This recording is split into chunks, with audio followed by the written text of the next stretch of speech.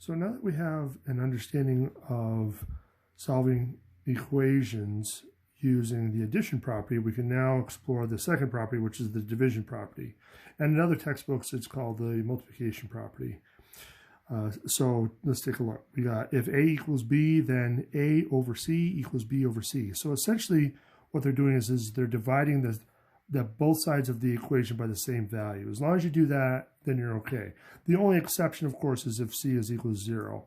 So C cannot be equal to 0 for either version.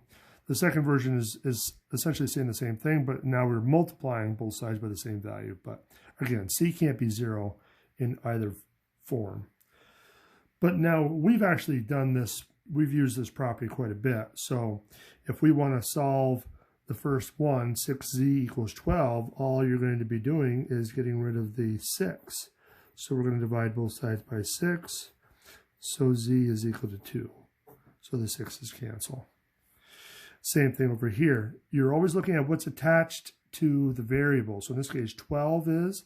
So we're going to divide both sides by 12. So we'll divide 48 by 12. And we'll divide 12r by 12. So the 12's cancel. So you got r is equal to 4. This one is a little bit interesting just because it's equal to 0, but you're still doing the same thing. You still want to divide both sides by 3. So you get y equals, and now what's 0 divided by 3? And that's equal to 0. So it's a little unnerving just because you're dividing something by, dividing 0 by something, but it's still going to be equal to 0. All right, keep going. Looking at this one, now we got some negatives, so just be careful of those negatives. So we got negative 54, and we're going to divide by the negative 9, and we're going to do that on both sides. So the negative 9's will cancel out, so there's not going to be any positives or negatives. It's just going to be positive on the right-hand side. But now 2 negatives will make a positive, so that should equal 6. So B equals 6. For this one, now we want to start to combine our steps a little bit, or combine our terms, and if we can. So in this case, remember, if there's no coefficient in front of your variable, you can always squeeze a 1 in.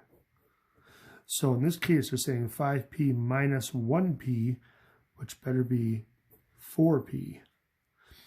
And so now we can divide both sides by 4. And so we get negative 3 for the value of p. Next, so we got more combining to do. So 3t and 9t better be 12t.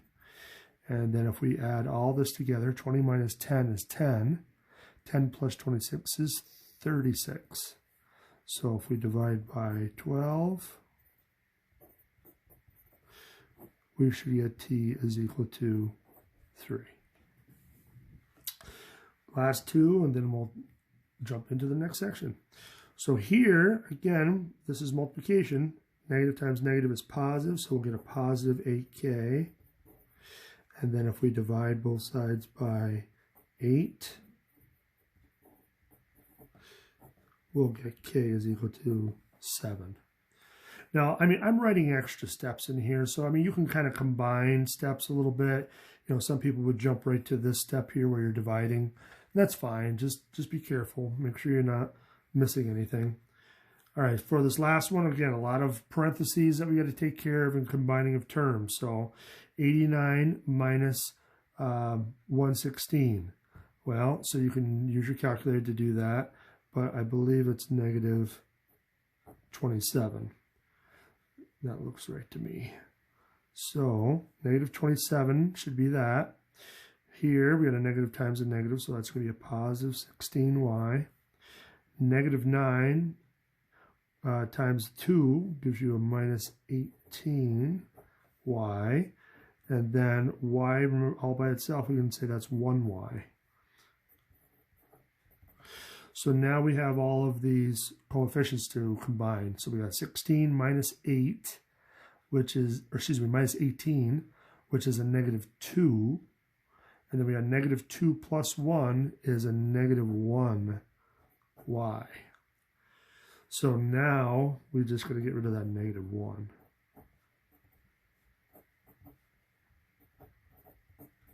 So if we divide both sides, you can see we get 27.